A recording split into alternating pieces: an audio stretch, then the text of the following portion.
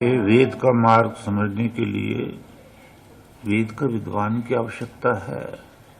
हमने कई बार कहा कि मुझे प्रवचन का शौक बिल्कुल नहीं है बरसों से, लेकिन समाज के कल्याण के लिए ये ज़रूरी है। इसलिए अपना सारा कीमती समय निकाल कर तपस्या का इधर लगाता हूँ या कहीं जाता हूँ कि समाज में ईश्वर की वाणी गूंजे। ये जो युधिष्ठिर महाराज से कई प्रश्न किए ना, तो ये प्रश्न बड़ा सुंदर है। देखो, समझो, इसको जीवन में उतारो। आज भी तो ये कि कौन सा मार्ग पकड़े, अभी कितने मतांतर है, कौन सा पकड़े। कह सा पंथ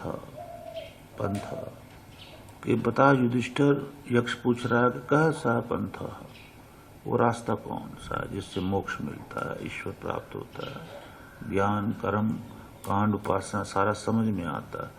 ये ऋषियों की वाणी ने इसमें सारा कह सा पंथा में सारा कुछ ये है। निराकार में जब इस कार से निकलेगा तो ये निकलेगा कि हे युधिष्ठिर, ये बता कौन सा मार्ग है जिससे मोक्ष प्राप्त होता है, कर्म कांड ज्ञान कांड उपासना कांड पता चलता है, कौन सा मार्ग है। तो वेद का ज्ञाता था युधिष्ठिर, बचपन से वेद सुने थे।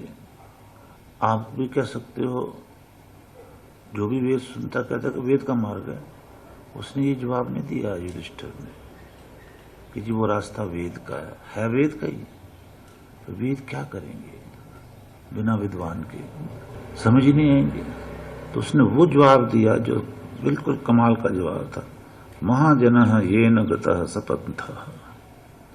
महाजन महापुरुष विद्वान जो है, येन गतः जिस रास्ते से गए हैं ना, स पंथः वही हमारा रास्ता होना चाहिए, है ना। अब 5,500 साल पहले की बात है, उस वक्त मतांतर थे ही नहीं। तो इसका अर्थ निकालेंगे तो क्या निकालेंगे। पाखंडियों ने तो निकाल दिया इसके सारे बोलते हैं पाखंडी गुरु कि देखो युधिष्ठिर कह के महापुरुष की बात मानो। अरे पाखंडियों, वो तो 5,500 वर्ष पहले कह गए हैं।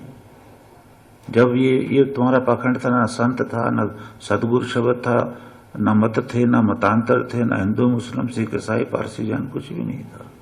5,500 वर्ष पहले वो ये कह रहे हैं युधिष्ठिर, जिस रास्ते से महापुरुष गए, यानी 5,500 साल पहले से भी जिस रास्ते से महापुरुष जा रहे हैं, और उस वक्त सिवाय वेद के कुछ है नहीं, था ही नहीं।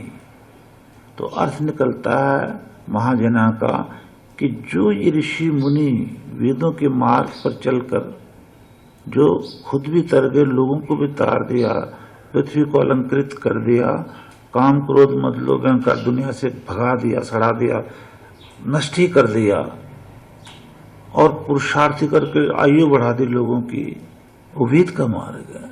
महाजना ये न गतः, जिस रास्ते से चले, तो यानी वो ऋषि मुनि वेद मार्ग पर चल रहे थे ना। ये अर्थ है उस समय का। आप जो मर्जी लगा लो उसको, पाखंडी लोग जो मर्जी लगाएं, और दुहाई ये देंगे। देखो युधिष्ठिर कह रहा है ना महापुरुषों को, अब निरंकारी ले लो, आशा और कुछ ले लो, जो व्यासा वालों को ले लो, और संतों को ले लो, उन्होंने तो ये महापुरुष शब्द रटा हुआ है।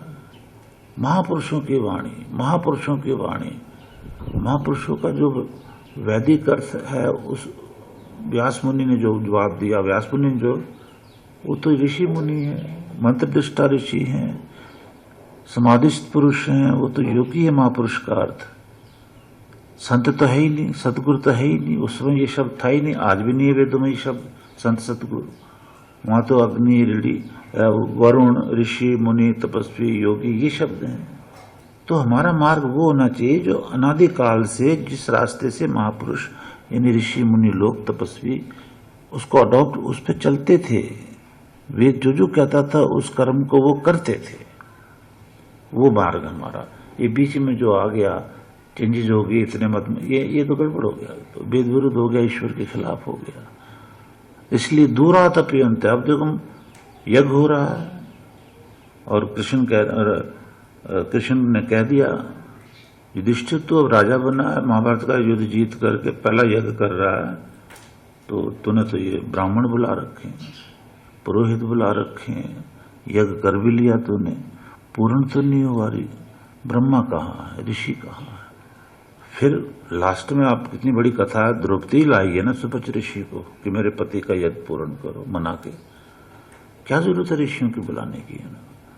वो सारे ब्राह्मण बैठे थे, पुरोहित बैठे थे, कर लेते। पर वेद कहता है ब्रह्मा यज्ञेन कल्पन्ता, ब्रह्मा यज्ञेन कल्पन्ता, ब्रह्मा यज्ञ में मिलेगा। यज्ञ में ब्रह्मा का होना ही नहीं, 4 वेद का ज्ञाता को ब्रह्मा कहते हैं कि वहां वो बैठा होना जरूरी, तब यज्ञ पूर्ण होगा, नहीं तो नहीं होगा। नहीं तो विद्वान तो बड़े बड़े बैठे थे वहां पर। और ऐसे ही यज्ञ के लिए कहा दूरा तपियंत, दूर से भी आओ, नजदीक से भी आओ, बैठो। निषेधत आ तो आता आओ, बैठो ना, वहां यज्ञ करो, ब्रह्मा उपदेश करेगा। इससे समाज का कल्याण है, इससे संसार का कल्याण है। अपनी बनाई भक्ति से डूब रहा है विश्व, आज डूब रहा है।